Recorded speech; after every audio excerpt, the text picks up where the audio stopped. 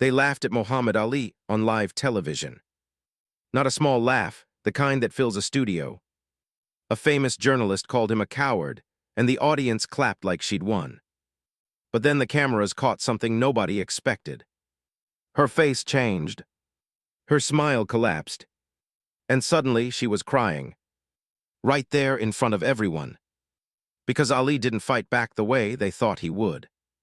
He said one sentence, so powerful the network allegedly buried the footage for decades.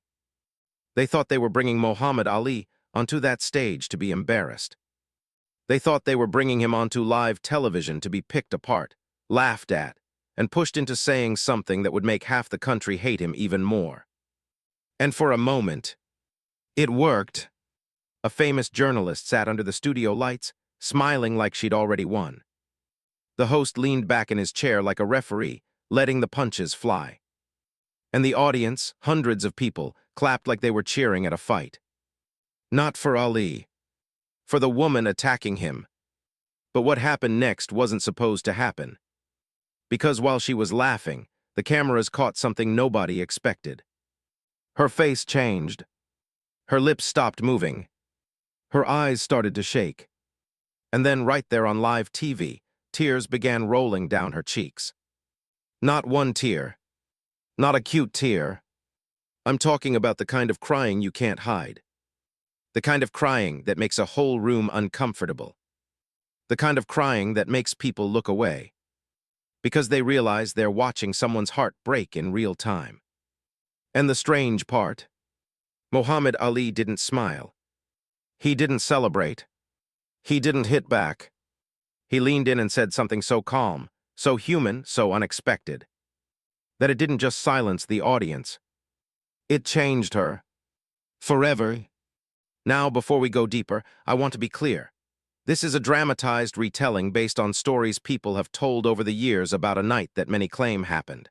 A night that was rumored to be buried, hidden, and quietly erased. Whether every detail is exact or not, the message is the same. Because this isn't just about boxing. This is about betrayal. This is about humiliation. And this is about the most dangerous kind of revenge. The kind that doesn't come with fists. It comes with grace. It was March 1971. Muhammad Ali was not just a boxer anymore. He was a symbol. A walking argument. A lightning rod. He had just come out of the fight of the century against Joe, 15 brutal rounds that drained him down to his bones. And when it ended, Ali didn't just lose the match. He lost something else too. Momentum. Confidence. And for the people who already hated him, they treated that loss like proof. Like a final verdict. See, they said, he's not the greatest. He's just loud. He's just a troublemaker. And worst of all, he's a coward. Because for 4 long years, Ali had been fighting another battle. Not in a ring. In court. He refused to go to Vietnam. He said he wouldn't fight someone overseas who never called him a name, while people at home treated him like he didn't even belong in his own country. Half the country saw him as brave. The other half saw him as a draft dodger. A traitor. A disgrace. And the people who hated him didn't just hate him quietly. They hated him in print. On radio. On television. Loudly. And one of the loudest voices of all belonged to a woman named Barbara. A conservative journalist. Sharp words. Sharp smile. The kind of person who could destroy someone's reputation with one paragraph. And she didn't just criticize Ali. She went after his name. His religion. His identity. In her columns, she didn't call him Muhammad Ali. She called him Cassius Clay. Like it was her right. Like she could erase his choice with a pen. She wrote things like, he hides behind religion. He abandoned his duty. He should be stripped of everything America gave him. And every time Ali's name came up in a room full of certain people, her words were already waiting. Like a weapon. Now here where it gets cold. Ali was scheduled to appear on a late-night talk show hosted by Dick. But the producers didn't want a normal interview. They didn't want Ali joking and smiling and charming the crowd. They wanted fireworks. They wanted conflict. They wanted a moment that would make headlines. So they invited Barbara. And they didn't tell Ali until late. Because this wasn't just an interview. It was an ambush. In the car ride to the studio, Ali sat back, quiet, still tired from the fight. His trainer Dundee looked at him through the mirror and spoke carefully. They got somebody there to attack you. Ali blinked slowly. Who? Dundee hesitated. A columnist, been writing terrible things about you. Ali's jaw tightened a little. Name, he asked. Dundee exhaled. Barbara. Ali didn't speak for a moment. He knew her. He knew the way she wrote about him, like he wasn't even human. Like he was a problem to be fixed. Like he was an enemy of the country. Dundee expected anger. He expected Ali to say, turn this car around. Or, I'm not doing the show. Instead, Ali looked out the window and said something that made Dundee frown. Good. Dundee turned. Good. Ali nodded. I want to meet her. Dundee didn't understand. You want to meet somebody who hates you. Ali's voice stayed calm. She don't hate me. Dundee stared at him. Ali continued, slow and clear. She hate what she thinks I represent. There's a difference. And Dundee realized something right then. Ali wasn't going into that studio like a victim. He was going in like a man who'd already decided. No matter what they do to me tonight, they won't control my spirit. Backstage in the green room, the air was tight. Not because anyone was yelling. Because everybody was waiting. Ali sat in the corner with a newspaper, acting like he had all the time in the world. But the producers watched him like hawks. They wanted him nervous. They wanted him reactive. They wanted him sharp-tongued. Because a sharp-tongued Ali meant ratings. Then the door opened. And in walked Barbara. Tailored suit. Perfect hair. Perfect makeup. A smile that said, I belong here. The second she stepped inside, the room changed. Her eyes went straight to Ali. Ali looked up from his newspaper. And then, he stood. He smiled. And he walked toward her like she was an honored guest. Miss, he said warmly, I've read your work. Barbara's confidence flickered for half a second, just enough to show she wasn't ready for kindness. She cleared her throat. I've written some tough things about you, she said, defensive, like she was daring him to react. Ali nodded like she just told him the weather. I know, he said, that's why I wanted to meet you. Barbara blinked. You wanted to meet me. Ali grinned. I figure if someone write that much about me, they thinking about me a lot. The producers in the corner exchanged looks. This wasn't the energy they wanted. Barbara tried to regain control. I call it telling the truth. Ali nodded again. Then maybe there's something I should understand about what you believe is true. She didn't know what to say, because she came ready to fight a loud man. But standing in front of her was a calm one. A man who didn't look scared. A man who looked curious. And for the first time in a long time, Barbara felt something she hated feeling. Uncertainty. When they walked onto the set, the cultural divide hit like a wave. The studio audience applauded for Ali, sure. But it was polite. Controlled. Then Barbara sat down. And the audience stood up. A full standing ovation. Ali didn't react, not outwardly. But inside, imagine it. You're the world-famous athlete. You're the man who built everything with your fists and your faith. And you're sitting there, while a crowd cheers louder for the person who's been calling you a disgrace. That's betrayal. Not from one person. From a whole room. Dick, sitting between them, smiled like he was holding a match near gasoline. He leaned toward Barbara and asked the question that was designed to start the fire. Miss, you've been very critical of Mr. Ali's refusal to serve in Vietnam. Would you like to explain your position? Barbara didn't hesitate. She turned slightly toward the camera, and her voice became sharp. It's simple, she said. Every American man has a duty to serve when called upon. Mr. Ali refused that duty. He hid behind his religion. He avoided service while other young men died. Applause. Loud. Proud. Barbara fed off it. She leaned forward. He took everything America gave him, fame, wealth, love. And when America asked him for something back, he turned his back. More applause. She looked straight at Ali now like she was aiming. He's a coward, she said. And the audience clapped like she just landed the winning punch. Ali didn't move. He didn't flinch. He didn't smile. He waited, like he was letting her empty the whole clip. And then, finally, Barbara asked him the question she thought would humiliate him. What do you have to say for yourself, Cassius? Ali lifted his eyes slowly. And the room got quieter. Not because they respected him. Because they were waiting for him to snap. Waiting for the famous Muhammad Ali mouth to come alive. But when he spoke, his voice was soft. My name is Muhammad Ali, he said. And then he paused, just long enough to make the air heavy. And I'd like to ask you a question, if that's okay. Barbara smiled like she was amused. Go ahead. Ali leaned in slightly. And with cameras rolling. With the audience ready to laugh. With the producers praying for chaos. Ali asked one simple question. A question so direct, so personal. It hit Barbara like a slap without a hand. He said, have you ever been to war? And in that moment, something changed. Because Barbara's smile faded. And for the first time that night, Muhammad Ali wasn't the one on defense.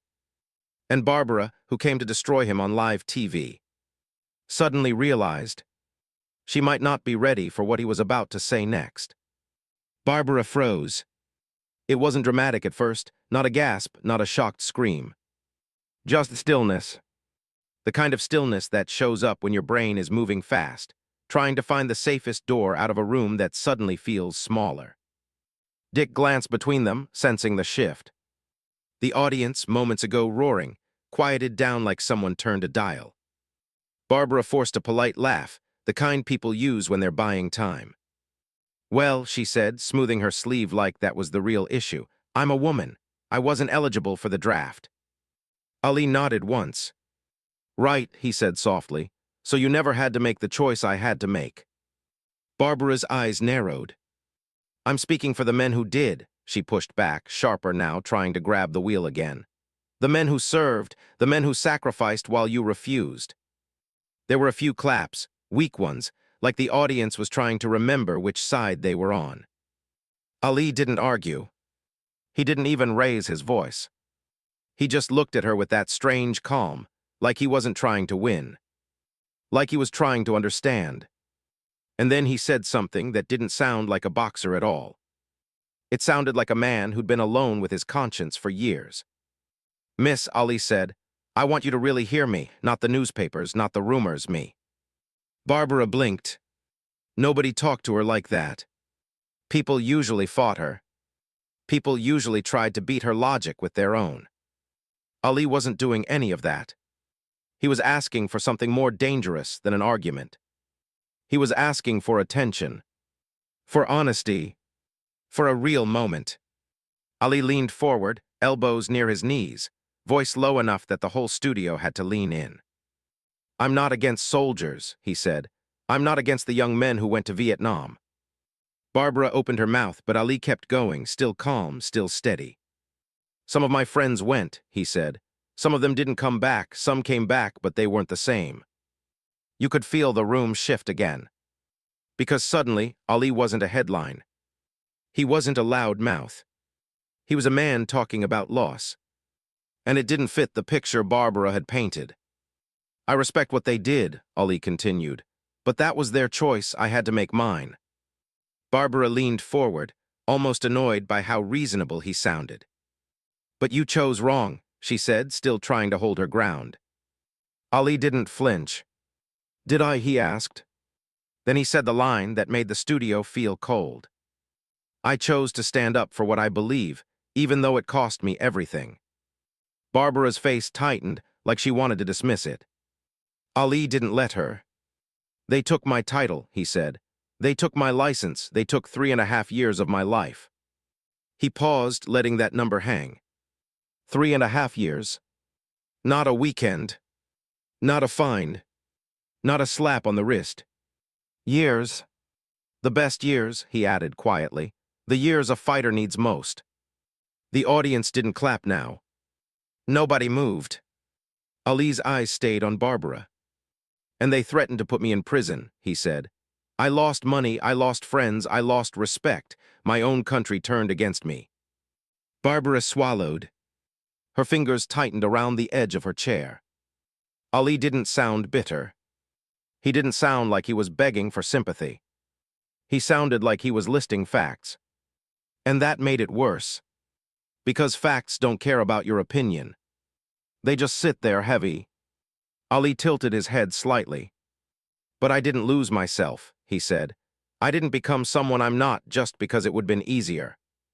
He held her gaze. And you know what, miss? His voice softened, but somehow became even more powerful. That took more courage than anything I've done in the ring. Barbara's lips parted. She wanted to argue. But the truth was that sentence landed. Because she had spent years calling him a coward. And now she was watching a man calmly describe suffering, without asking anyone for pity. Ali turned his palm up, like he was offering her the idea instead of forcing it on her. I'm against the war, he said. Not the soldiers. I'm against sending young men to die in a war we don't understand. Barbara shook her head weakly. You don't understand duty, she whispered. Ali nodded, I do. Then he said it slowly, like he wanted every word to stick. How can I go fight for freedom overseas? Ali asked. When people like me can't even walk into places at home without being treated like we don't belong. The audience shifted in their seats. Some looked down. Some looked angry. But no one interrupted. Because Ali wasn't insulting them. He was describing a reality they didn't like looking at. And you called me un-American, Ali said, turning back to Barbara. But I believe the most American thing you can do is stand up for what you believe, even when everybody tells you you're wrong. Barbara scoffed, but the sound came out small. That's not patriotism, she said. Ali's eyes stayed gentle. That's exactly what this country was founded on, he said. People who refused to do what the government told them because they believed something different. The words hung over the studio like smoke. And that's when the cameras caught it. Barbara's eyes were wet. At first it was just shine. Like maybe the lights were too bright. Like maybe she blinked wrong. But then her lashes trembled. Her chin tightened. And a tear slipped out. She quickly wiped it, like she could erase it the way she erased people with her columns. But it was too late. The audience saw it. The host saw it. Ali saw it. And he didn't smile. He didn't look victorious. Instead, his voice dropped into something almost tender. Miss, he said, I don't think you're a bad person. Barbara's breath caught. Ali continued. I think you're scared. That word, scared, hit her harder than coward ever hit Ali. Because it wasn't an insult. It was an observation. And Barbara had built her whole career pretending she wasn't afraid of anything. The tear turned into another. Then another. The audience didn't applaud. They didn't laugh. They didn't know what to do. Barbara stared at Ali like she was watching a stranger speak her private thoughts out loud. The world is changing fast, Ali said, and when people get scared, they look for someone to blame. Barbara's shoulders began to shake. She tried to keep her face composed. But she couldn't. Not now. Not with hundreds of eyes on her. Not with a man she called a traitor looking at her like she was human. Ali leaned closer, voice soft like a confession. And I forgive you, he said. Barbara's head snapped up. What? She whispered. Ali nodded. I forgive you for what you wrote, he said, because I understand why you wrote it. Barbara couldn't speak. Her mouth opened, but no words came out. Because how do you fight someone who forgives you? How do you destroy someone who refuses to hate you back? Ali reached out slowly, carefully, like he didn't want to embarrass her. And he took her hand. Barbara didn't pull away. And in that moment, the audience realized something terrifying. This wasn't a debate anymore. This was a mirror. And Barbara was being forced to look into it. Ali squeezed her hand gently. "There's more than one way to love your country," he said. "More than one kind of courage." Barbara was crying openly now. And the camera zoomed in. Because that was the shot the producers never planned to get. Not conflict. Not humiliation. Not a shouting match. But a proud woman breaking apart. Because a man she tried to destroy treated her with grace. Dick cleared his throat, voice unsteady. "We're going to take a short commercial break," he said quickly. And as the screen faded out, Barbara was still crying. Muhammad Ali was still holding her hand. And nobody in that studio knew what was about to happen next. Because what happened during that break would change both their lives forever. The red on-air light clicked off. The studio didn't explode into chatter like it normally would. It stayed quiet, like everyone was afraid to ruin what they'd just witnessed. Barbara sat frozen in her chair, eyes wet, breath shaky, trying to put her face back together like it was makeup she could fix with a mirror. But the truth was, something inside her had already cracked. Muhammad Ali didn't move away. He didn't release her hand like the moment was over. He stayed right there, steady, calm, like he was guarding her from the shame that comes after you cry in public. And that's when Barbara did something nobody expected. She stood up so fast her chair scraped the floor. A few crew members flinched, thinking she was about to storm off. But instead, she took one step forward and hugged him. Not a polite hug. Not a staged hug. A real one. The kind that happens when a person is overwhelmed and doesn't know where else to put all the emotion rising in their chest. Her voice broke into his shoulder. "I'm so sorry," she whispered. "I'm so sorry for the things I wrote." Ali wrapped his arms around her without hesitation. And he said something so simple, it felt like the final piece of a puzzle. "It's okay," he murmured. "You didn't know me, you just knew what people told you about me." Barbara pulled back just enough to look at him. Her eyes were red, her mascara was fighting for its life, her pride was gone. And what came out of her mouth next wasn't a performance. It was surrender. "I was wrong," she said, the words heavy like stones. "About you, about courage, about what all this means." Behind them, the producers were panicking. They had planned for a fight. They had scheduled time for sharp insults, quick comebacks, maybe a walk-off, maybe a headline. They did not plan for a public apology. They did not plan for the villain to melt on camera. And they definitely didn't plan for Muhammad Ali to win without throwing a single punch. A stage manager whispered urgently, "We're back in 30. Barbara wiped her face, hands shaking. A makeup artist rushed in, trying to patch her up like this could be hidden. But you can't hide a transformed person. You can cover the tears. You can't cover the truth behind them." Ali leaned in slightly, voice low so only she could hear. "You don't have to perform," he said, "just be honest." Barbara nodded like she was holding onto that sentence for balance. The countdown began. 5, 4, 3, 2, and the red light returned. They were live again. Dick looked tense, like a man trying to host an earthquake. He cleared his throat, and for once he didn't sound clever. He sounded human. "We just witnessed something extraordinary during the break," said carefully. The audience didn't clap. They didn't know what they were allowed to do anymore. Turned to Barbara. "Miss, would you like to say anything?" Barbara stared at the floor for a second. Then she lifted her head and looked straight at Ali. And in that look, the whole room saw it. She wasn't his attacker anymore. She was someone who had been disarmed. Barbara turned to the camera, voice trembling but clear. "I came here tonight prepared to tear down Muhammad Ali," she admitted. A few people in the audience shifted uncomfortably. Barbara continued anyway. I came here believing he was everything wrong with America right now. She paused, swallowing hard. But in 5 minutes, he showed me more grace, more courage, and more wisdom than I've shown in years of writing about him. Silence. The audience sat like statues. Barbara blinked back fresh tears. I was wrong, she said again, slower this time, like she was letting the words cut her open on purpose. About Mohammed, about the war, about what it means to stand up for your beliefs. She inhaled.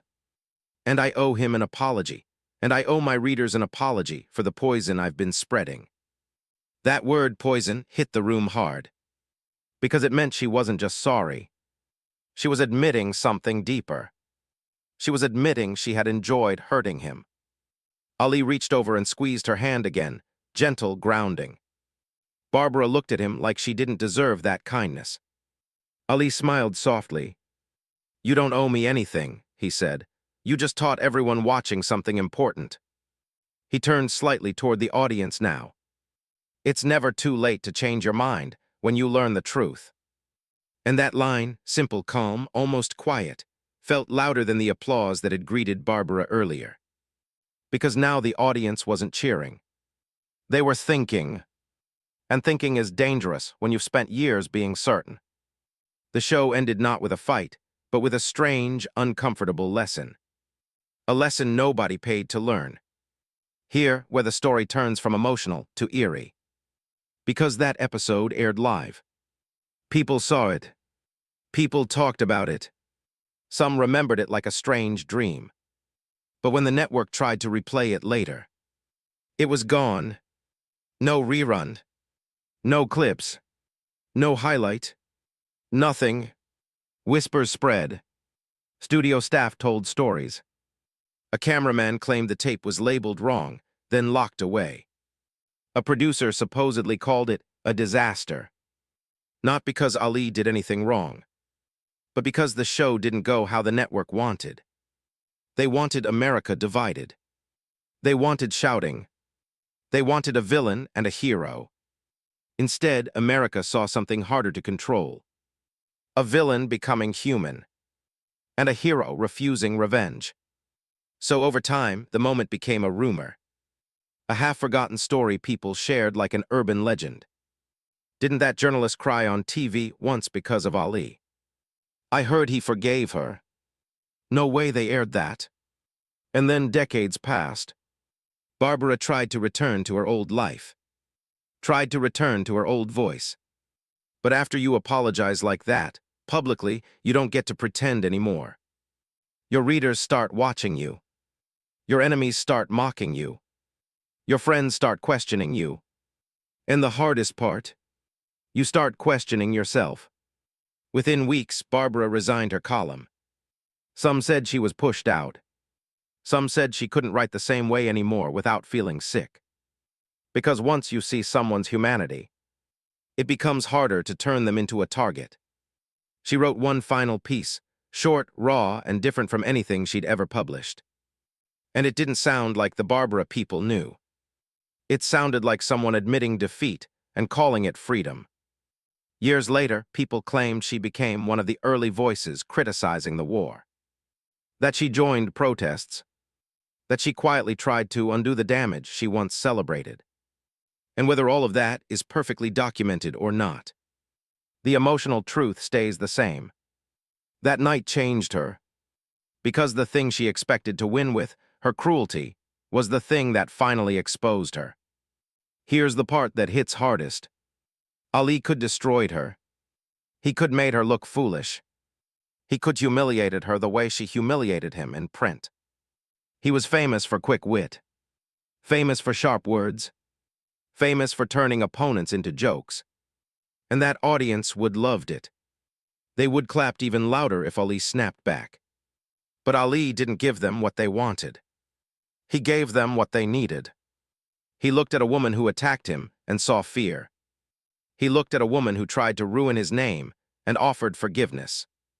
And that forgiveness did what fists never could. It broke her armor.